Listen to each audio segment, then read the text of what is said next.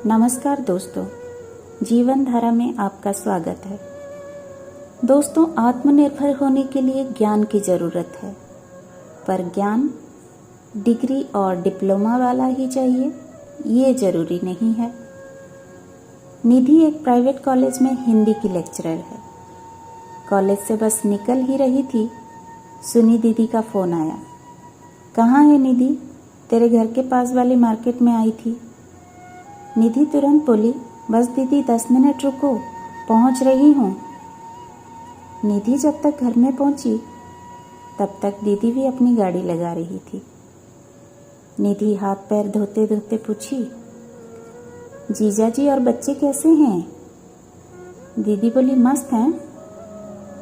निधि फिर नींबू का शरबत बनाते हुए पूछी, और बताओ दीदी, कैसे चल रहा है? दीदी लंबी सांस छोड़ते हुए बोली, चल रहा है, बस दिन भर खाना पकाओ, 2 बच्चों को संभालो, और क्या। कभी कभी तो लगता है सब छोड़ के कहीं चली जाऊं, इसीलिए गाड़ी लेके थोड़ा मार्केट निकल आई। तंग आ गई हूँ 2 बच्चों को संभालते संभालते और तेरे जीजा जी की फरमाइश पूरी करते करते। निधि बोली, जीजा जी तो कितने अच्छे हैं दीदी, घर के काम में वो हेल्प कर देते हैं। हमारी ये तो हेल्प करते हैं, पर जीजा जी जितने नहीं। अच्छा दीदी, तुम कोई जॉब क्यों नहीं कर लेती? थोड़ा बाहर निकलोगी तो शायद चिड़चिड़ा नहीं लगेगा। दीदी बोली, ना बाबा, जॉब का मत बोल।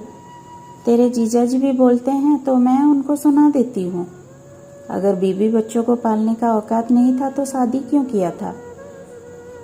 ये सुन के निधि बोली, औकात की बात नहीं है दीदी, तुम सेल्फ डिपेंडेंट हो जाओगी। आत्मनिर्भर होने का मजा तुम फील कर पाओगी। फिर दीदी थोड़ा मुंह टेढ़ा करके बोली, मजा या सजा? सच बता, तू कौन सा मजा कर रही है? सुबह भाग भाग के सारा काम करके कॉलेज जाती है, उधर तो फैन की हवा खाने नहीं जाती, भागती होगी क्लासेस लेने के लिए। फिर घर आने से कोई तेरे लिए खाना परोस के तो बैठा नहीं है, खुद ही सब कुछ करती होगी। उसके ऊपर बच्चे और पति का फरमाइश। ऐसी मशीन जैसी जिंदगी नहीं चाहिए मुझे। मुबारक हो तुमको, ऐसे मज़े की ज़िंदगी। अच्छा, चलती हूँ, जाके 4-5 घंटे सो जाऊंगी तो मेरा दिमाग थोड़ा ठीक होगा। Okay, bye. दीदी को बाहर छोड़ के जब निधि किचन में एंटर कर रही थी, उसे अचानक से मम्मी का किचन याद आ गया, जिसमें मम्मी दिन भर 10 मेंबर वाली फैमिली के लिए खाना बनाती। सास ससुर, 2 देवर और 4 बच्चों का फरमाइश पूरा करती रहती। पर आज दीदी जैसे सुख शांति के लिए मार्केट में घूमने निकल जाती है, मम्मी वैसे कुछ नहीं करती। वो तो दिन भर भगवान का नाम जपती रहती और मुस्कुराते हुए हमेशा काम में बिजी रहती। वो कृष्ण लीला और भजन ऐसे गाती कि आस पड़ोस की औरतें लिख कर ले जाती। पता नहीं मम्मी ये सब कैसे करती, जबकि वो बिल्कुल पढ़ना लिखना नहीं जानती थी। दोस्तों, निधि को आज लग रहा है कि भगवत गीता में श्री कृष्ण जो कर्म योग के बारे में अर्जुन को बताए, उसका लाइव एग्जाम्पल तो मम्मी ही थी। मोक्ष प्राप्ति का सरल उपाय, निष्काम कर्म। कर्म ही धर्म।